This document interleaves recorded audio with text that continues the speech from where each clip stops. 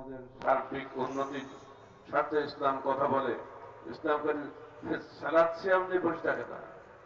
অনেকের ধারণা এই জলসা মানে তো সালাত সিয়াম, নামাজ পড়ো রোজা করো, এই তো। জি না, আপনি বাসা তো মুসলিম ঠিক আছে আপনার, কিন্তু আপনার পেটে ঢুকছে হামেশা অন্যায় ব্যবসা, হারাম টাকা।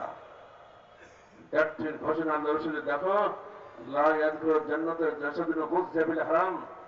আবু বকর থেকে বর্ণনা এসেছে, হাদিসটা এসেছে, তিনি বলছেন ওই দেহ কখনোই জান্নাতে প্রবেশ করবে না যে দেহ হারাম খাদ্য দ্বারা পুষ্টি লাভ করেছে।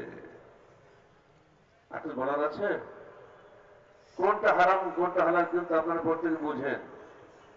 যেখানে ঠকবাজি আছে ওখানে হালাল আছে নাকি? এর জন্য কোনো আলেম ওলামা লাগে না, নিজেই বুঝতে পারে যার করে ঠকাচ্ছেন মানুষকে। নিজের দেহকে, নিজের খাদ্যকে হারাম মুক্ত করুন, আর ভিতরটা ইখলাস যুক্ত করুন।